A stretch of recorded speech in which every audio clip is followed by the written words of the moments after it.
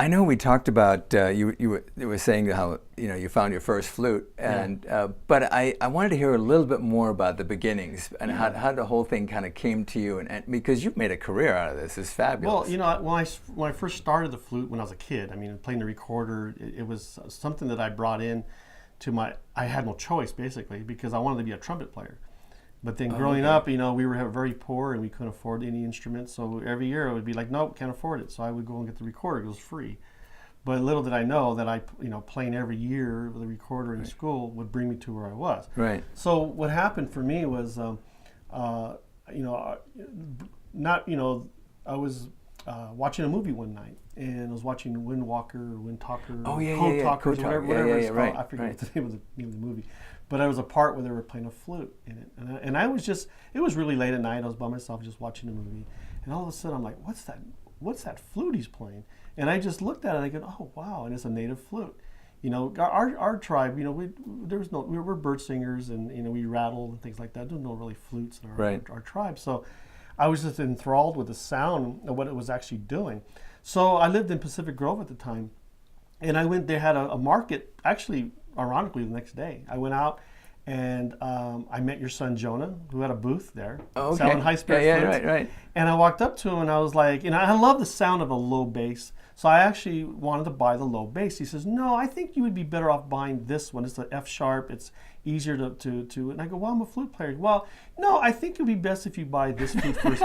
Come back in a year, next year, come back and I'll sell you the bass flute. I go, I got the money. Right. No, he insisted. So I says, okay, fine. That's so I remember, and I remember the following year, I was so excited. I couldn't wait to go get that flute from Jonah. Right. And so I'm over there, and I remember sitting on the side of a building playing the F sharp, and I remember because they haven't set up yet. Right. And I'm that anxious. I'm actually waiting for the opening of this festival. And I remember some of my friends were with me, and I'm playing this flute, and I'm going, I'm going to be getting my bass flute today, Yeah, that's great. So when I went over there, he asked me, go say, play something. So I played it. He goes, okay, you're ready for the next one. Right. So what got you started on your professional career? I mean, I know playing, for yourself is fabulous, but somewhere along the line you said, I want to do this for the, Well, as a living. after I recorded my first album, and I'm being in the studio a lot, and then when me and Michael met, we were actually, it was interesting because we did our first album, Ancient Elements, and he was sending me little links of how to, like sound bites to play to. Okay. And matter of fact, it was the F sharp flute that I had, and I played to it and came up with Into the Canyon. It was my very first song that I ever collaborated with Michael. And when I was done with it, I was just dumbfounded. I go, oh my God, this is absolutely amazing.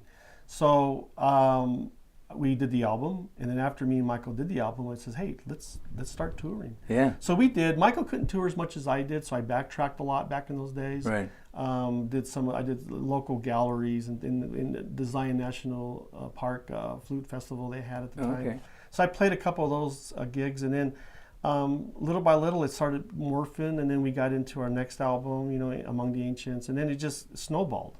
Wow. And by then I know it. The next thing I know, I'm touring. It's just amazing. To me, I've always felt that way. Like when something is meant to be, the doors just open up for you and open up. What? It is true. It chooses you. Yeah, that's right. That's a good way to put it. It really does. I don't care what people say. You can try all your might to be a performer, get out there and do it. Don't let it choose you. And if it's not meant to be, it's not. I mean, how you view life. It does choose you. You're right. But it's a beautiful sound. But once you find that voice and once you find that flow on that river and you let it guide you, it's phenomenal because you just enjoy the ride. I always tell people that are upcoming, says, don't worry about the end results. Don't worry about the awards or anything like that. Enjoy where you're at. Enjoy the people around you. Nice. That's where is more important than the end. Good advice.